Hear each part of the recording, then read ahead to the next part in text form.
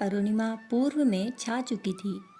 पक्षी अपने घोंसले छोड़कर वन की ओर गमन कर चुके थे।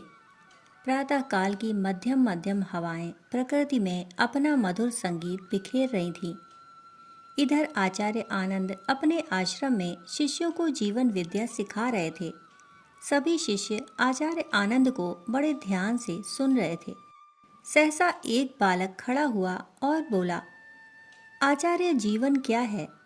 जीवन का प्रयोजन क्या है और क्या मृत्यु ही जीवन का अंत है? एक साथ 3 प्रश्न सुन आचार्य अचंभित रह गए और बोले, मुकुल, अभी समय हो गया है, तुम्हें तुम्हारे प्रश्नों के उत्तर मध्याह्न काल में दूंगा। ऐसा कह आचार्य आश्रम की ओर चल पड़े। मध्याह्न काल में भोजन कर चुकने के पश्चात सभी ब्रह्मचारियों सहित मुकुल अपने प्रश्नों के उत्तर पाने के लिए आचार्य आनंद के समक्ष उपस्थित हुआ। आचार्य आनंद बोले, वत्स मुकुल, क्या तुम अपने प्रश्न दोहरा सकते हो? मुकुल ने अपना पहला प्रश्न दोहराया, जीवन क्या है? आचार्य आनंद ने एक लंबा श्वास लिया और बोले, चेतना ही जीवन है। मुकुल आचार्य के उत्तर से संतुष्ट नहीं हुआ।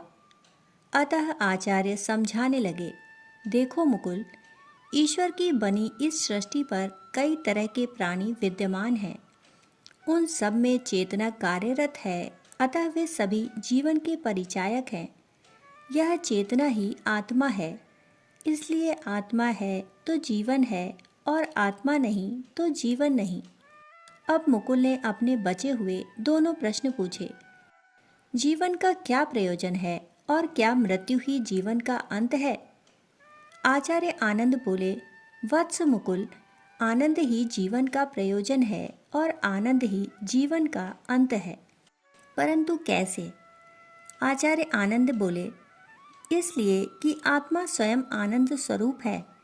जैसे इस प्रकृति पर जितने भी प्राणी विद्यमान हैं, क्या वह दुख और अभाव में जीना चाहते हैं? क्या तुम दुख और अभाव में जीना चाहते हो? नहीं, क्योंकि यह आत्मा की प्रकृति नहीं है। परंतु फिर भी मुकुल को कुछ समझ नहीं आया। आचार्य आनंद बोले, मुकुल, वन विहार का समय हो गया है, संध्या तक तुम्हें तुम्हारे प्रश्न का उत्तर मिल जाएगा।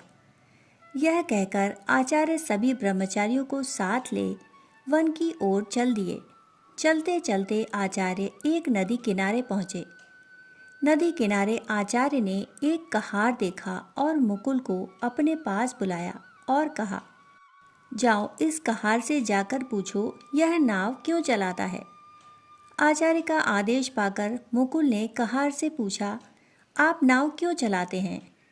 कहार ने मन ही मन मुस्कुराते हुए जवाब दिया, क्योंकि इससे मुझे धन मिलता है और इस धन से मुझे और मेरे परिवार को खुशी मिलती है। यह बात मुकुल ने आकर आचार्य को सुनाई। पास ही एक मछुआरे को मछलियां पकड़ता देख आचार्य ने फिर कहा, जाओ, उस मछुआरे से पूछकर आओ कि वह मछलियां क्यों पकड़ता है। आचार्य का आदेश पाकर मुकुल ने मछुआरे से जाकर पूछा। मछुआरे ने झुंझलाते हुए जवाब दिया, क्योंकि इन मछलियों को बेचकर इनसे अर्थोपार्जन करता हूँ तथा उससे अपनी तथा अपने परिवार की आवश्यकताओं की आपूर्ति करता हूँ, जिससे वह खुशी खुशी जीवन व्यतीत कर सकें, क्योंकि उनकी खुशी ही मेरी खुशी है। यह बात भी मुकुल ने आचार्य को जाकर सुना दी।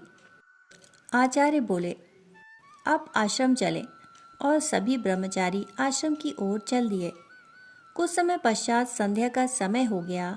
जिज्ञासु मुकुल फिर से आचार्य आनंद के समक्ष आकर खड़ा हुआ और बोला, आचार्य, मेरे प्रश्न का उत्तर। आचार्य बोले, मुझे लगा तुम्हें तुम्हारे प्रश्न का उत्तर मिल गया होगा। मुकुल, किंतु कब? आपने तो नहीं बताया। यह सुन आचार्य बोले, वत्स मुकुल, उस कहार और मछुआरे ने जो जवाब दिया वही तुम्हारे प्रश्न का उत्तर है। मुकुल को अब समझ आ गया कि जीवन का वास्तविक प्रयोजन आनंद ही है। दुख, आसक्ति तथा अभाव से मुक्ति तथा सुख, शांति और आनंद पूर्वक जीवन जीना और दूसरों के जीवन को भी वैसा ही आनंदमय बनाने का पुरुषार्थ करना ही जीवन का अंतिम उद्देश्य है।